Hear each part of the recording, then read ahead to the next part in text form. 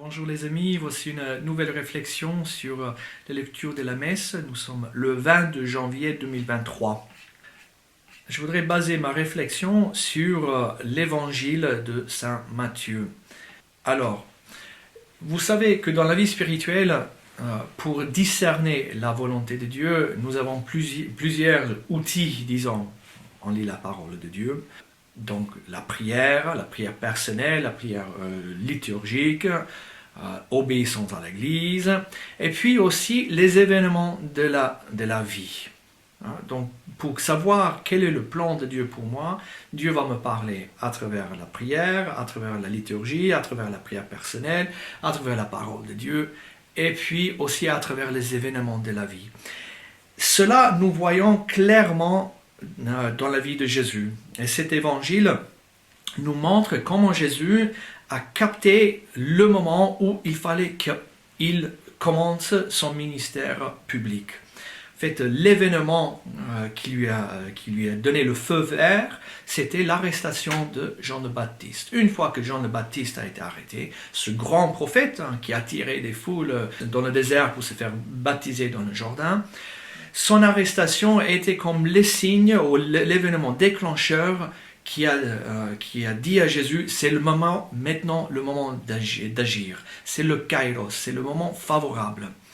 Et dans notre vie spirituelle, dans notre vie chrétienne, c'est fondamental que nous soyons attentifs au kairos, au bon moment, le moment d'agir, le moment de saisir une grâce de Dieu, le moment de mettre en pratique un appel ou une inspiration divine. Et donc Jésus, il fait ça, il commence sa prédication, il saisit le bon moment et il se lance dans sa prédication publique dans la Judée et en Israël.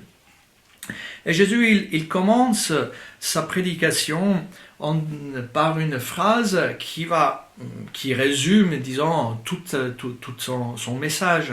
« Convertissez-vous et croyez, car le royaume des cieux est tout proche. » Alors, quand Jésus nous appelle à la conversion, c'est pas tout à fait une conversion morale, même si ça va certainement venir.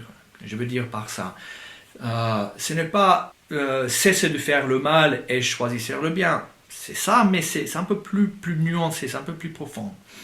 Dans le grec, le mot que Jésus utilise, c'est métanoïa. Donc ça c'est composé de deux mots. Il y a le nous, noia, c'est le nous, donc c'est notre intelligence. Et puis le méta, ça veut dire quelque chose qui est au-dessus, qui est supérieur.